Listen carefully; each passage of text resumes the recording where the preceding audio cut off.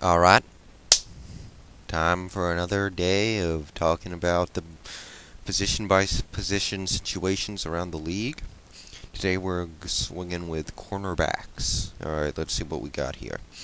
Now, on my team up here in Seattle, best cornerback right now is probably Marcus Trufant, even though he's moving to left side cornerback now, which should be good for him, by the way. It was his best position.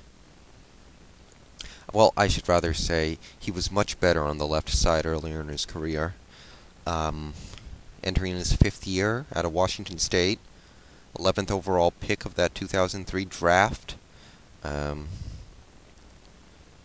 was really good his first two seasons, I should point out. I mean, he had a lot of tackles. I don't know if you consider that good or not. It might say that your front seven doesn't do a good job at tackling, but he got a lot of tackles. Quite a few interceptions then as well.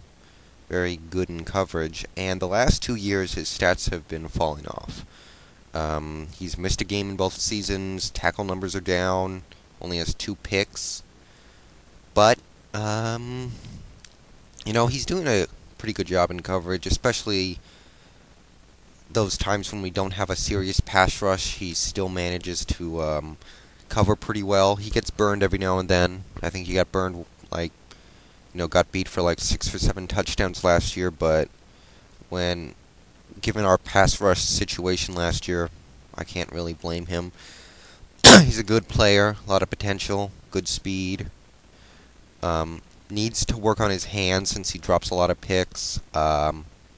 Needs to get a little more consistent, but I'm pretty happy with him.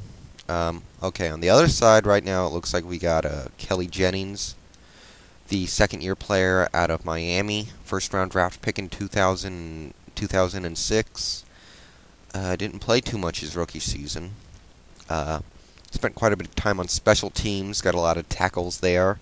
But when he did get on the field as like a nickel corner, or later in the season he had to start, he made plays.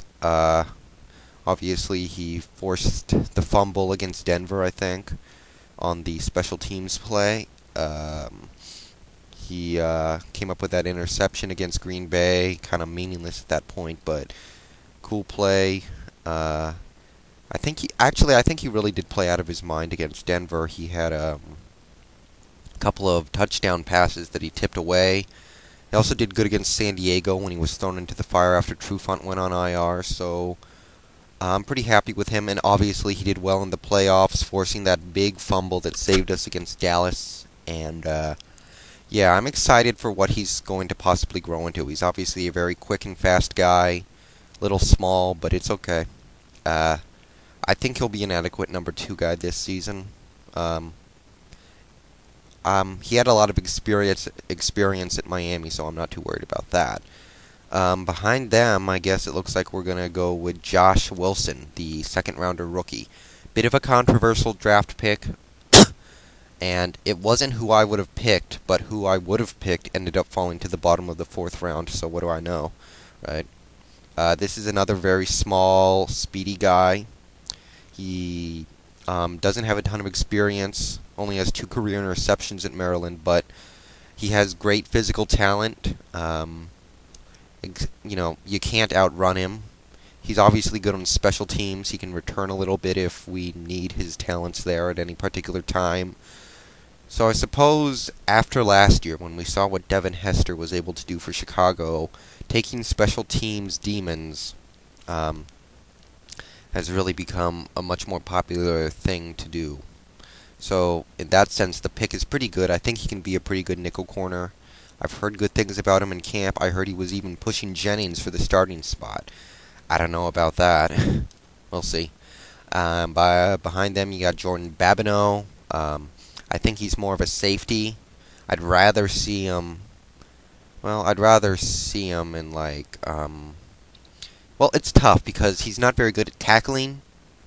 He has pretty poor hands, I think. He's kind of a tweener that doesn't really fit anywhere because he's decent in coverage. Won't make very many interceptions, though. Comes up with the big plays when you need them. So it's kind of a tricky spot. I don't mind Babineau. I'd rather see him at safety, though, personally. I think he's a good dime bag though. Then you got, I guess Kelly Herndon if we want to keep him. My problem with Herndon is he's so slow. Eventually, sooner or later, he's going to get burned because he's so slow.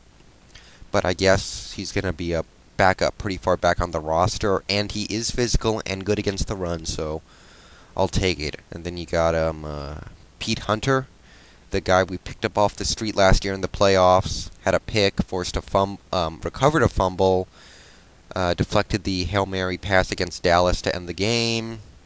So if he can make the practice squad, that'd be pretty cool because he did pretty good last year when we threw him out there.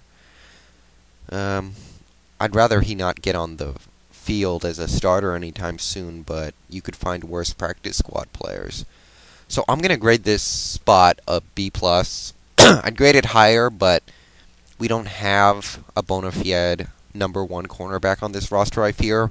If Trufant can get back to his 2003 or 2004 form, even 2005, that'd be one thing, but I just don't know what we're going to get out of him. Is he going to be inconsistent again? Is he going to start, actually picking off passes that hit him in the hands? Is he not going to get beat so often, But when you're in the division with Torrey Holt and Anquan Bolden and Larry Fitzgerald, there's only so much you can hope for. Okay, that wraps up my team situation. I'm happy with it. Wish we had a superstar there, or at least a star, but I'll take it. Okay, let's look around the league real quick now. Cornerback, pretty self-explanatory spot.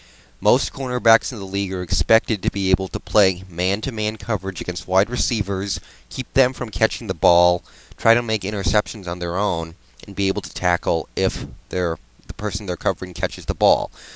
Prime example of this would be Champ Bailey, the best all-around cornerback in the league, bar none.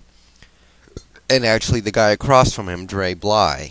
More examples, Lito Shepherd in Philadelphia, Asante Samuel in New England, Chris McAllister in Baltimore.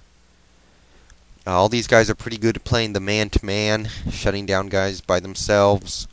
And then you got cornerbacks who were expected to play more of a zone. Like Rondé Barber plays quite a bit of zone. Antoine Winfield in Minnesota. Pretty much any team that employs cover 2 or Tampa 2, like Chicago with Nathan Vasher and Charles Tillman. And as a cornerback, you're also expected to be able to tackle, play the run, or, basically get the ball carrier down in case you let him catch the ball. Champ Bailey is obviously an extremely good tackler from the cornerback spot. Terrence Newman, I think, is pretty good as far as tacklers go. Another example is Sheldon Brown in Philadelphia. And the final thing you might want a cornerback to do is blitz. This is pretty rare, but Rondé Barber has been known to be a serious blitzer off the corner. He's got over 20 sacks in his career now. Sean Springs is another example. These two guys just blitz. Obviously, you leave the risk of leaving a receiver open, but it's paid off for them in their career. Okay, so why don't you all comment on this video? Let me know what you think about cornerbacks. So if you want to debate Champ Bailey's spot as the undisputed number 1 cornerback in the league, go right ahead. I'm right here to listen to your arguments, but I don't think you got what it takes. Okay, just real quick. Best cornerback in the league, Champ Bailey. I don't think it's a contest. But second, behind him in second, I would go ahead and put Rasheem Mathis in Jacksonville.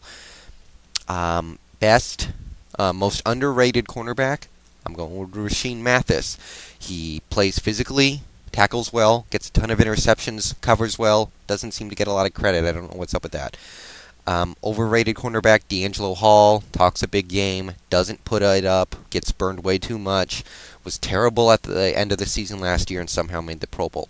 Best cornerback tandem in the league, give me Lito Shepherd and Sheldon Brown in Philadelphia.